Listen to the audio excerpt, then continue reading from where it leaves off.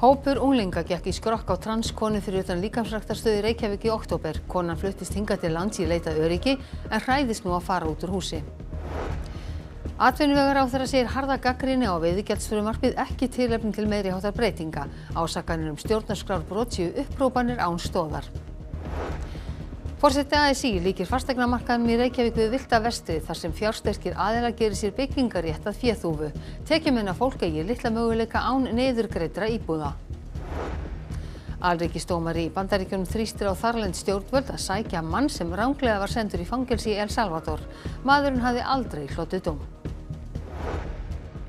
Páskahelgin er alla jafna ein stærsta ferðahelgi ársins. En hvert liggur leið þjóðarinnar? Fer hún vestur, suður eða er hún meira minna á teini?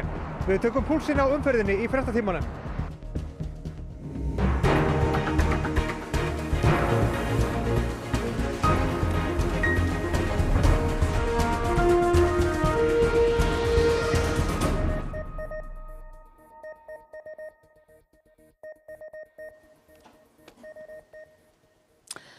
Komið sæl. Hópur unglingsdrengja réðst á transkonu fyrir utan líkamsræktarstöð í Reykjavík í fyrra.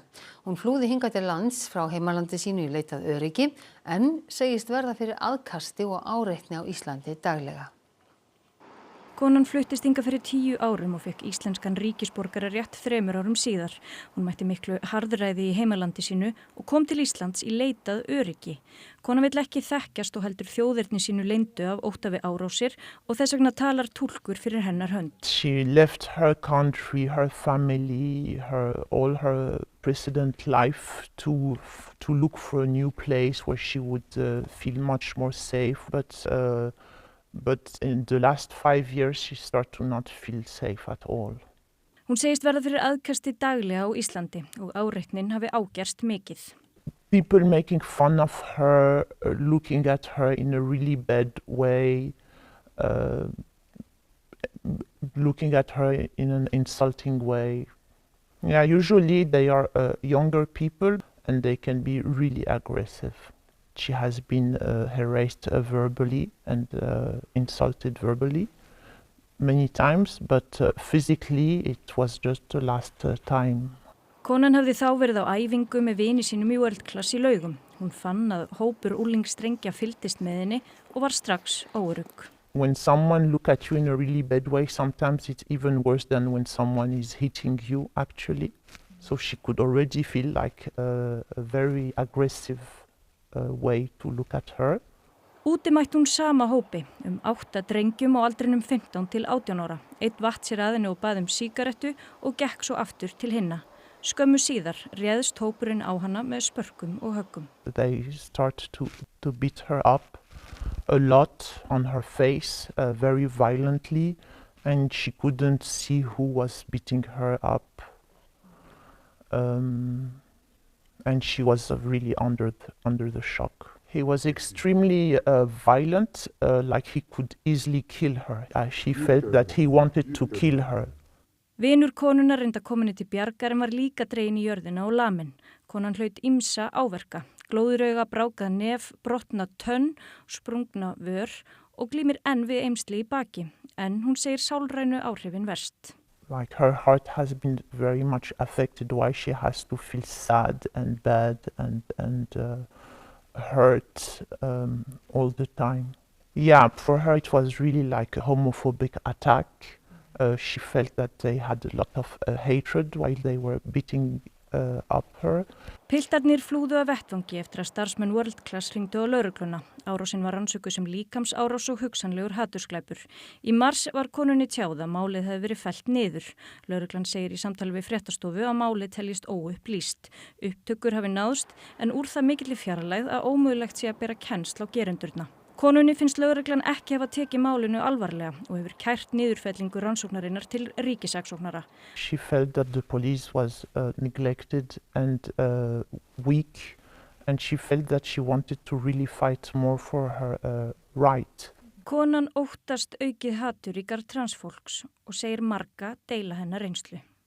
She feels like to be able to grow. The society also needs to to change and to be much more open and accepting people. Konan talar örlitla ensku. Hún segist sjálf halda sig að mestu heima eftir árásina og þorir varla út úr húsi. Do you feel safe in Iceland? Iceland, it's a safe country, I know that, but for transgender, not. Rein Alfa Magnúsdóttir, forseti Trans Íslands, heyrið þið af mörgum svona alvarlegum árásum? Sem betur fyrir eru þar ekki óheyrilega margar svona alvarlegar en allar árásir eru einum og margar í sjálfu sér, ef það er ein þá er það einum og mörg og við höfum alveg séð aukningu á síðustu misserum. En þeir sem verða fyrir svona árásum og fyrir þessu ofbeldi, hvert geta þeir leitað eftir stuðningi? Samtökin 78 halda úti ráðgjafarþjónustu og stuðningshópum sem við mælum mjög eindregið með en svo að sjálfsögðu þá er þetta glæpur og fólk á að hafa aðgang líka að þeim úrræðum sem þolendur ofbeldis almennt hafa, hvort sem það er lögregla eða önnur slík þjónusta. En að ykkar mati, hvað veldur þessu bakslagi? Við höfum séð mikla aukningu í hatursorðræðu á síðustu misserum.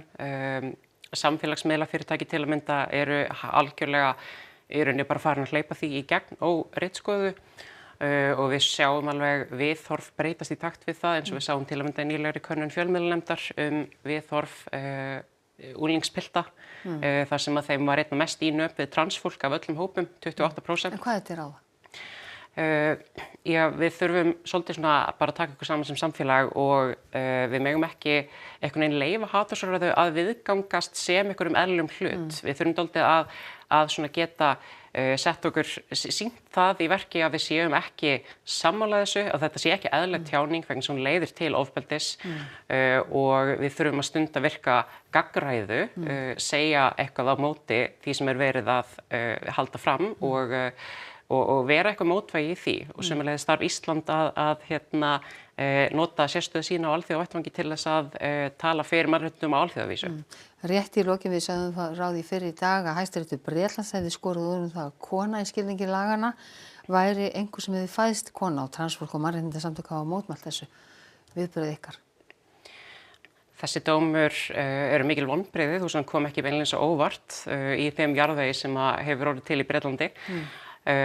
Við eigum eftir að sjá hvaða viðtæk áhrif þetta mun hafa en þetta snýr aðalega að þjónustuveitendum eins og en sendir auðvitað þau skilaboð einhvern veginn út í samfélagið og út í heiminn að þetta sé eitthvað sem koma skal og eitthvað sem að geti gerst víðar, þannig að auðvitað er það mikið ágefni.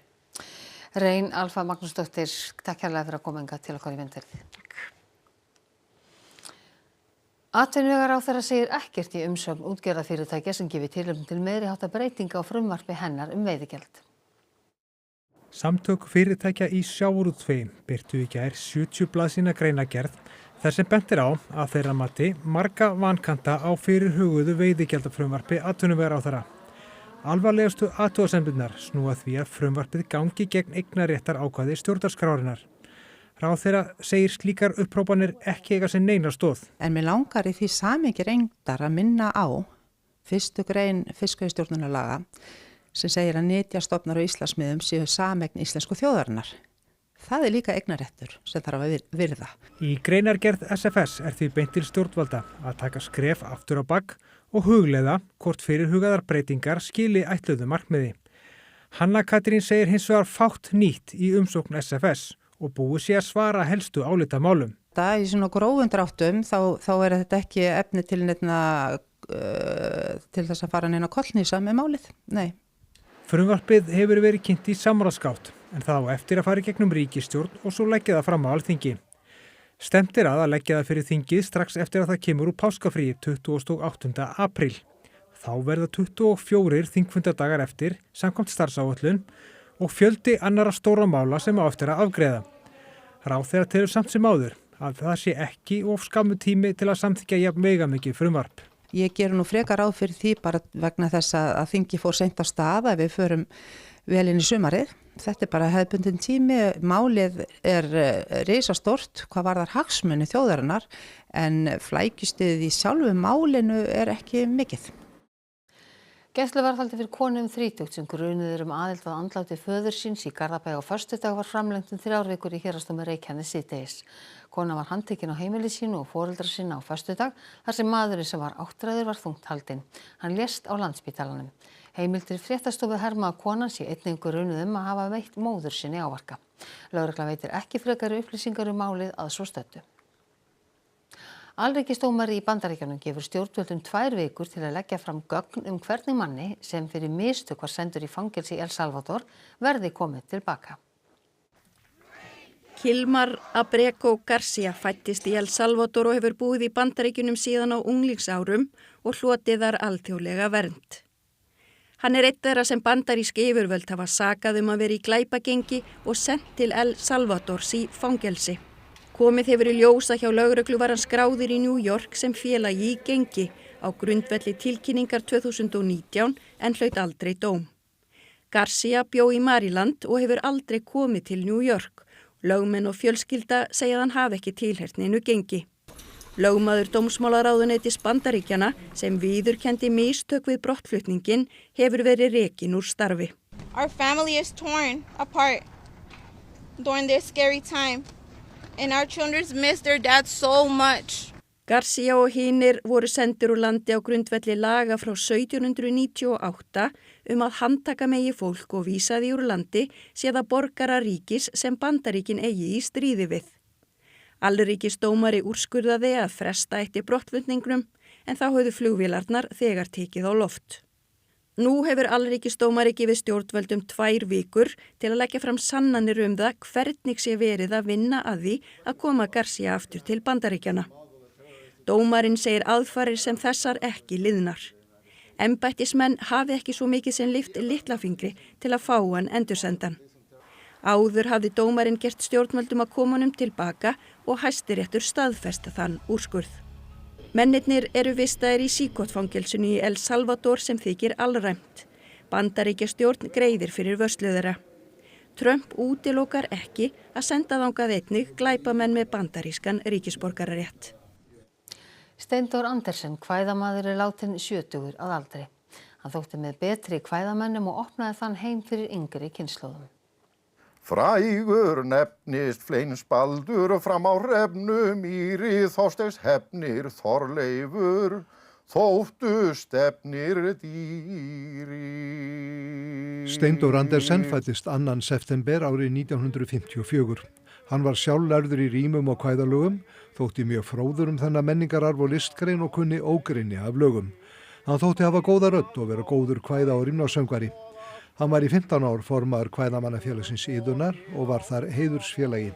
Bára Grímsdóttir formaður félagsins segir hann hafi verið einn af þeirra bestu kvæðamönnum. Steindór opnaði gáttina inn í rímnaheiminn fyrir yngri kynslóðum og fleirum þegar hann hóf samstarf með hljómsveitinni Sigur Rós. Þungar rauna vegi. Hann og hljómsveitin ásamt Páli Guðmundssyni á Húsafelli og Hilmar Erni Hilmarsinni tónskáldi og allsherjargoða fluttu ásamt kór og hljómsveit verkið Hrafnagaldur Óðins fyrir listahátíð árið 2002 og verkið var einnig flutt erlendis.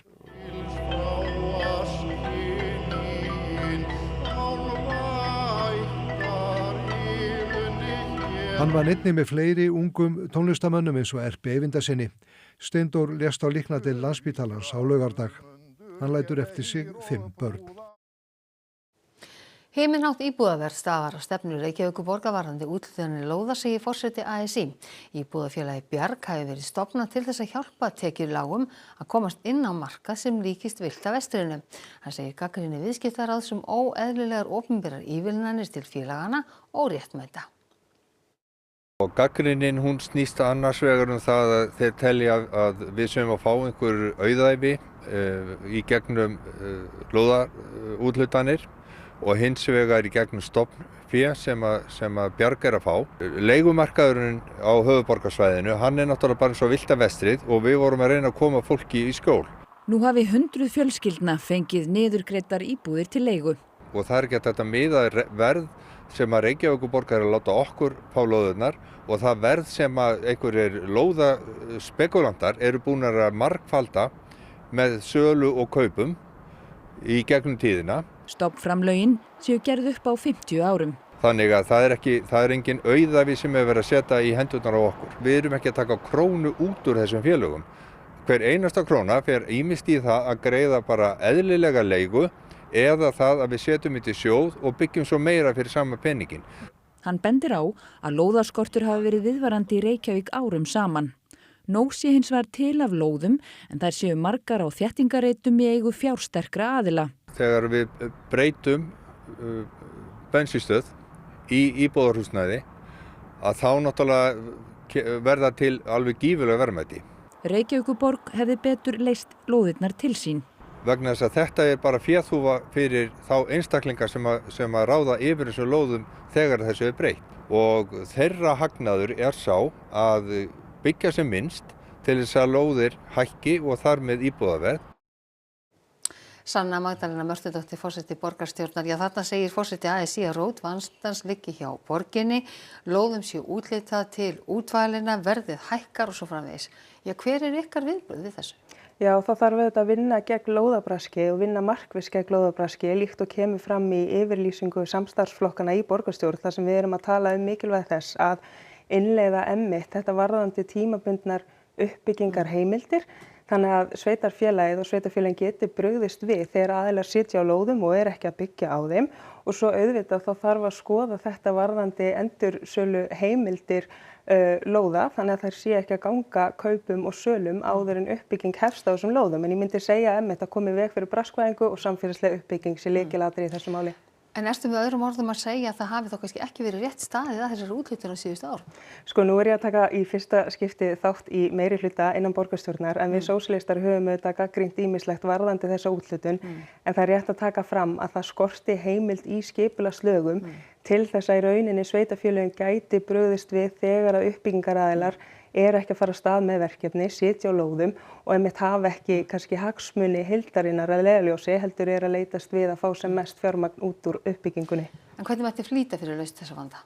Já, þá þarf auðvitað eins og ég sagði að byggja á samfélagslegum lausnum og það er mjög ánægilegt að sjá að borgin sé að fara að vinna meira með verkalýðshreyfingunni og þar er verið að skoða ýmsar lauðir líkt og hvort að megi flýta uppbyggingu og hvernig sé hægt að vinna meira saman og hugsa einmitt að fjármögnun húsnæðis af því það er auðvitað mjög mikilvægt að bregðast við og við getum spurt okkur hvað kostar ef við gerum ekkert í þessari stöðu, hvað kostar ef við byggjum ekki upp á félagslegum forsendum.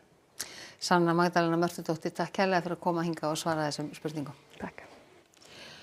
Nú, skíðavikan á Ísafirði var sett í dag og hófst með sprettgöngu í Hafnarstræti og voru gröfur notaðar til að leggja skíðabrautina. Hátíðina má rekja aftur til ársins 1935. Hún á því 90 ára afmæli þessar mundir.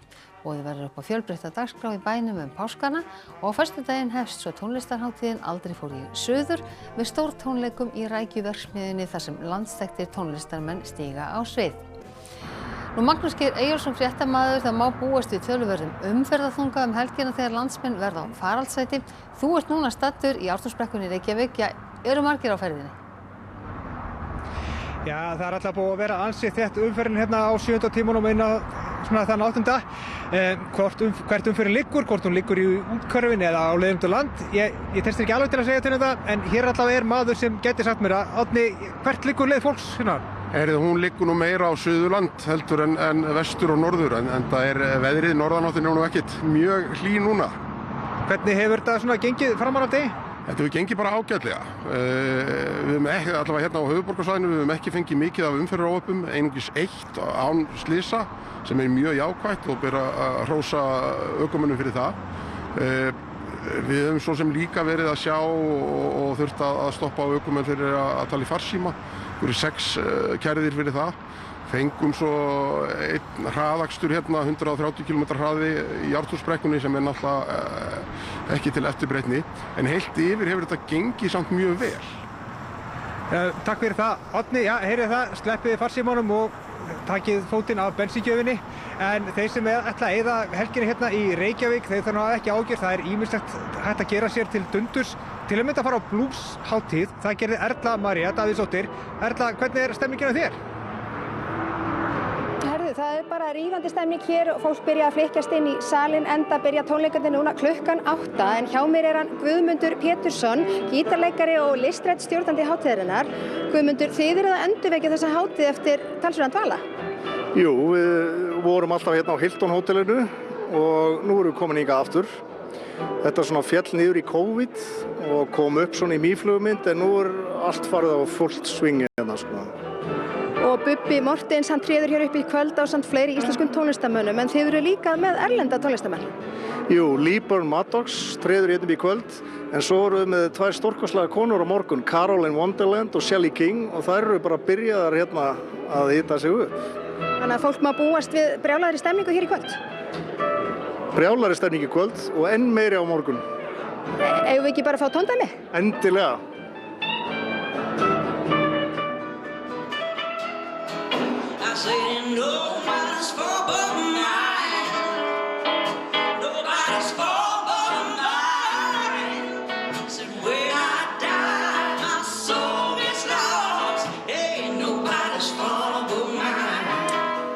Frá þessum ljúfu tónum ætlum við að segja ykkur að í Kastljósi kvöldsins verður fjallað mál Óskars Flóres 16 ára drengs frá Kólumbíu sem íslensk hjón vilja taka að sér.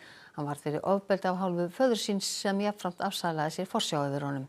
Svo verður farið yfir sjónvarpsseríuna 112 Reykjavík sem byggist á bók Yrsu Sigurðardóttur og að síðustu fjallar Kastljósfólk páskaeggjúrvalið í ár. En nú er veðrið. Norðlæg átt á morgun, kaldi eða stinningskaldi él landið norðanvert einkum síðdegis en dregur úr ofankomu kvöldið. Hiti frostmark fyrir norðan en hiti að 7 stigum syðra yfir hádaginn. Næturfrost mestallt land en nánar verður fjallað veðrið að loknum íþróttafréttum. Eygló Fandal Sturludóttir keppir á Evrópumótinu í ólympískum lyftingum í Moldóvu á morgun. Hún er skráð númer 1 inn á mótið í sínum þyngdarflokki og því líkleg til afreka. Olga Bjarnadóttir sem býður sig fram til forseta íþrótta og Ólympíusambands Íslands segist vilja leiða ólíka hópa innan hreyfingarinnar saman. Og 32 liða úrslit bikarkeppni karla í fótbolta verða leikir næstu 3 daga. Íþróttir hér eftir fréttir. Og þá ætlum við að rifja upp helstu atriði fréttatímans. Hópur unglinga gekk í skrokk á transkonu fyrir utan líkamsræktarstöð í Reykjavík í október. Kona fluttist hingað til lands í leit að öryggi en hræðist nú að fara út úr húsi. Atvinnuvegaráðherra segir harða gagnrýni á veiðigjaldsfrumvarpið ekki tilefni til meiriháttar breytinga. Ásakanir stjórnarskrárbrot séu upphrópanir án stoðar. Forseti ASÍ líkir fasteignamarkaðnum í Reykjavík við villta vestrið þar sem fjársterkir aðilar gerir sér byggingarétt að féþúfu. Alríkisdómari í Bandaríkjunum þrýstir á þarlend stjórnvöld að sækja mann sem ranglega var sendur í fangelsi í El Salvador. Maðurinn hafði aldrei hlotið dóm. Þessum fréttatíma er að ljúka og nú komið að íþróttum, veðri og svo Kastljósi. Nýjustu fréttir má alltaf finna inn á RÚV.is og það má alltaf senda okkur ábendingar inn á fréttir hjá RÚV.is. En næstu fréttatímar þeir eru í útvarpi og sjónvarpi klukkan 10 í kvöld. Við sjáumst þá, sæl að sinni.